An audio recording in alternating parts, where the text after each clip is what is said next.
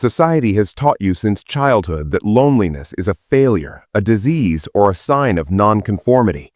If you don't have plans on Friday night, if your phone isn't constantly ringing, or if you aren't posting photos laughing with a large group of friends on Instagram, they label you a loser or antisocial. But here is the earth-shattering psychological truth you aren't ready for, one you've perhaps felt deep down for years but couldn't name. Your loneliness is not an incompetence, it is a choice, and this choice is the clearest side effect of high intelligence and a developed character.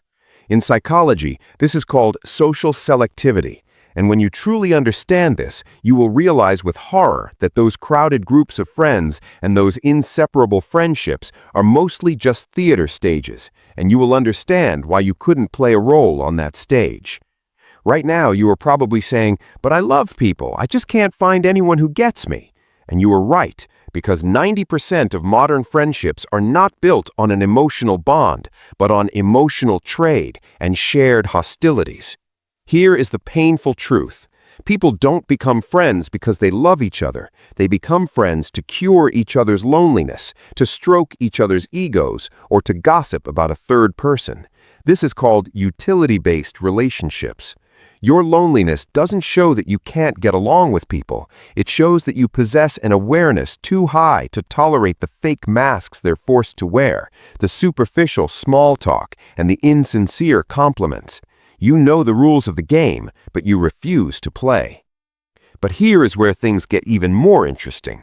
Most people mistake fitting in for success. However, psychology says to fit into a community, you must cut off and discard a part of yourself. This is called social chameleonism. People with many friends often have spineless characters because they change color to suit every environment and go along with everyone. You, on the other hand, are edged. You have clear truths, boundaries, and values, and a square peg does not fit into a round hole. To fit, it must be whittled down. The reason for your loneliness is your refusal to be whittled. You are someone who chooses to walk alone in your own kingdom rather than getting lost in a fake crowd. Your tolerance for gossip and drama is zero.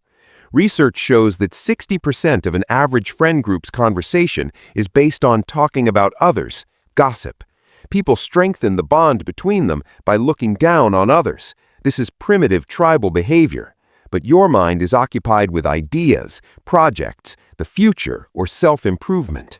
When someone comes to you and says, "Did you hear what David did?" your brain flags this information as junk data or spam, and you get bored.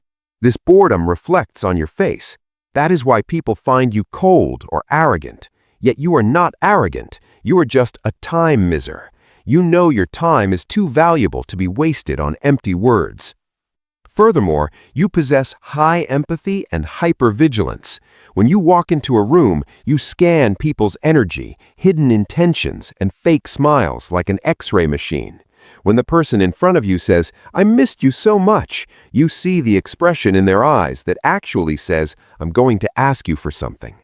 Processing this much data and seeing this many lies tires your soul. Crowds don't drain you physically, they drain you energetically. This is called social battery depletion. While other people gather energy by socializing, energy vampirism, you lose energy while socializing. That is why when you come home, you want to put your phone on airplane mode and sit silently in a dark room.